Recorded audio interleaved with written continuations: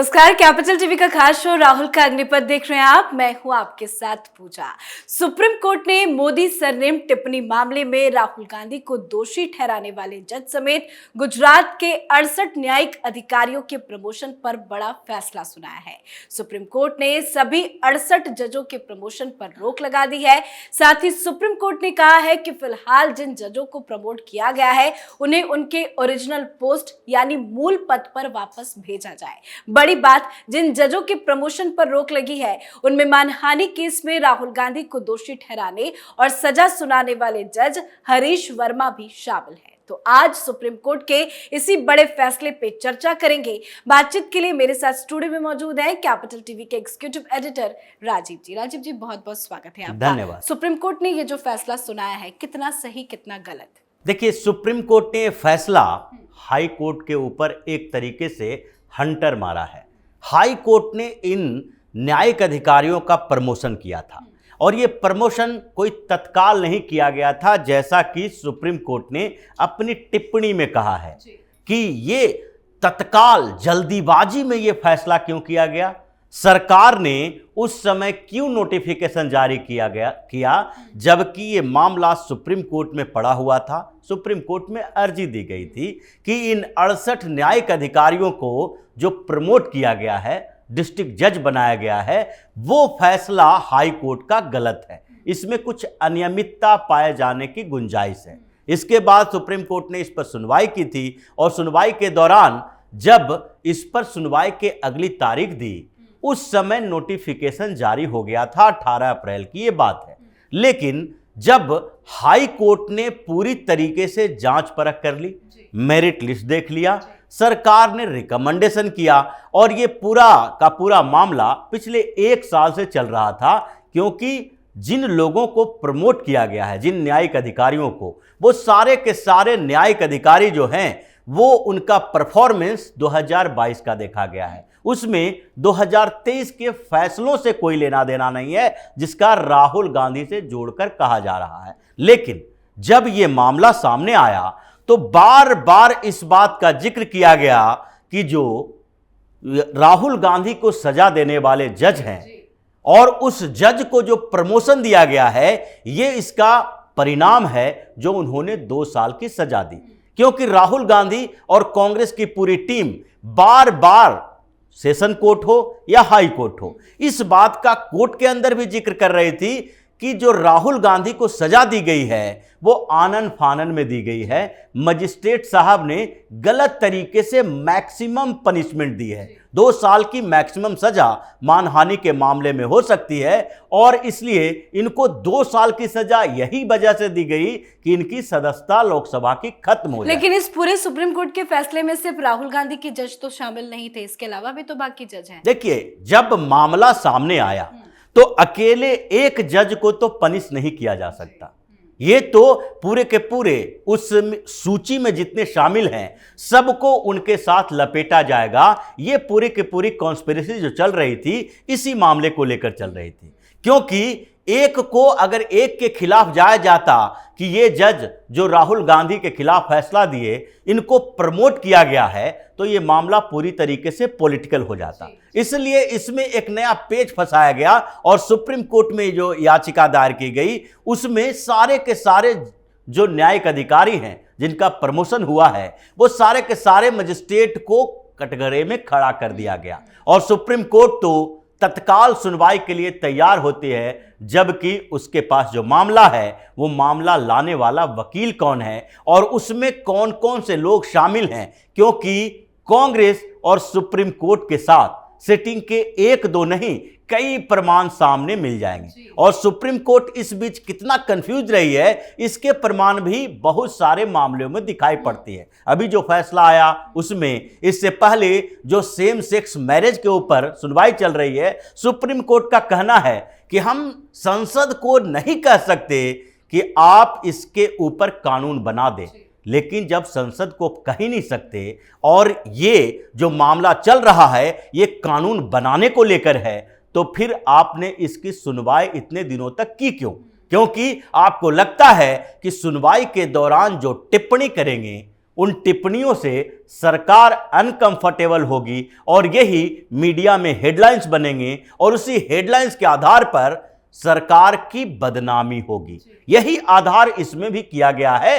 होना कुछ भी नहीं है। इनके सुप्रीम कोर्ट के कहने से उन न्यायिक अधिकारियों का प्रमोशन नहीं रुकेगा, क्योंकि यह मामला हाई कोर्ट और सुप्रीम कोर्ट के बीच है। यह मामला सरकार का नहीं है। हाई कोर्ट ने प्रमोट किया, हाई कोर्ट की कॉलेजियम इसके लिए बैठी है और आप सुप्रीम कोर्ट में गए, सुप्रीम कोर्ट ने तत्काल मान लिया कि गुजरात की हाई कोर्ट सरकार के अधिकार क्षेत्र में है और सरकार जो कह रही है वही कर रहा है। इसमें एक जज वैसे भी हैं जिन्होंने राहुल गांधी को सजा दी, 2 साल की सजा सुनाई है। इसलिए जैसे ही यह मामला उनके पास गया, उसमें यह दिख गया कि राहुल गांधी को सजा देने वाला जज है, तो इसको एक्सेप्ट करो, इस पर सुनवाई करो और फिर इस पर स्टे लगाओ। क्योंकि आनन फानन में जो स्टे लगाया गया है उसमें यह तो सामने आया ही कि वो जज, वो मजिस्ट्रेट कहां से आ गए। वर्मा जी का मामला जो चल रहा था कि वो राज को ट्रांसफर किया गया है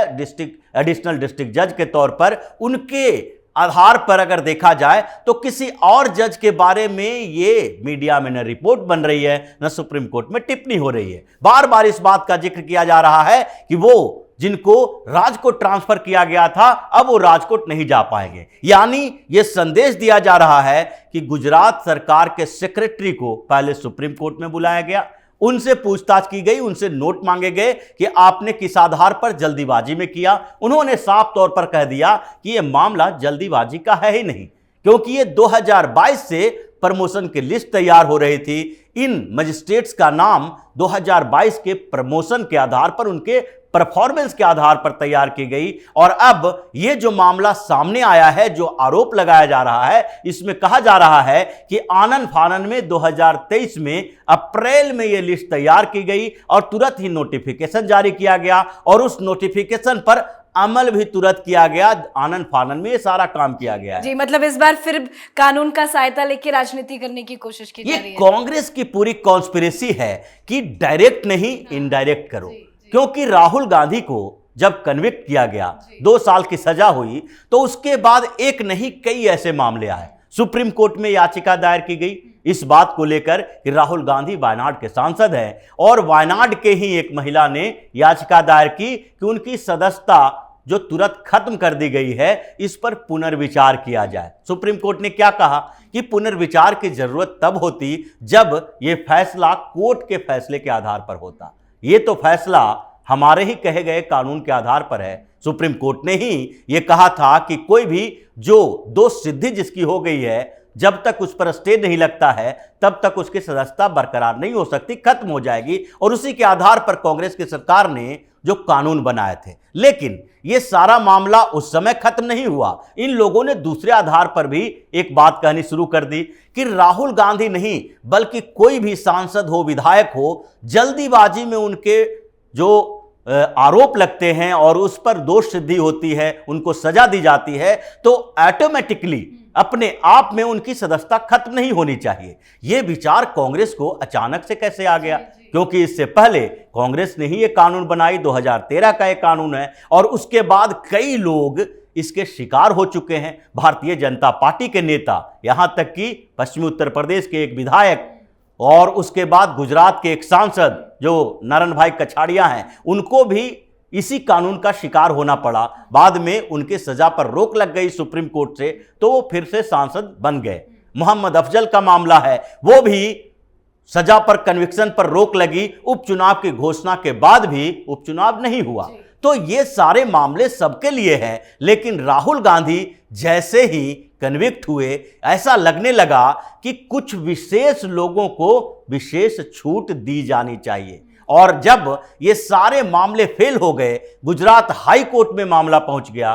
गुजरात हाई कोर्ट के जज ने कह दिया कि अब यह फैसला गर्मी की छुट्टी के बाद होगी। तो अब गुजरात हाई कोर्ट पर दबाव कैसे डाला जाए, ये पूरे के पूरे जो कॉन्सिक्वेंसेस है उसकी क्रोनोलॉजी को समझना जरूरी है।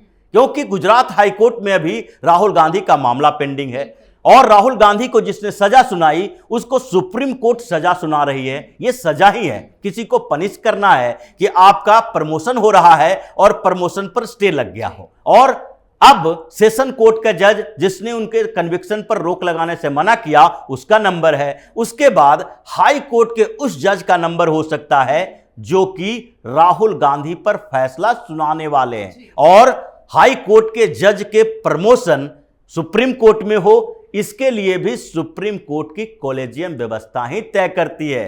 हाई कोर्ट के किसी जज का ट्रांसफर कराना है, इसके लिए सुप्रीम कोर्ट की कॉलेजियम व्यवस्था ही तय करती है, अनुशंसा करती है और उस अनुशंसा पर सरकार फैसला लेती है। लेकिन इस बीच जो कॉलेजियम के ऊपर सवाल उठ रहे हैं, इसी बात को लेकर उठ रहे हैं कि जैसे एक व्यक्ति का मामला भी हाई कोर्ट में चल रहा है, आपने उसी हाई कोर्ट के एक दूसरे बड़े फैसले के ऊपर अपनी मुहर लगा दी कि नहीं ये गलत किया, हाई कोर्ट ने गलत किया है इन लोगों को प्रमोशन देके। अब वो जज जो राहुल गांधी के खिलाफ फैसला सुनाने वाला है या उनके दिमाग में जो भी चल रहा हो, जो दलीलें पेश की गई है, अचानक से वो दलीलों में इतना दम कांग्रेस का नहीं है कि इनको इनके कन्विक्शन पर रोक लगाई जाए। अगर ऐसा होता तो जज साहब को 10 दिन का इंतजार नहीं करना होता और 1 महीने की छुट्टी पर जाने से पहले तत्काल वो फैसला दे दिए होते। लेकिन इस बीच जो गुजरात हाई कोर्ट है उसके बारे में सुप्रीम कोर्ट में टिप्पणी होती है कि गुजरात हाई कोर्ट का वो फैसला गलत है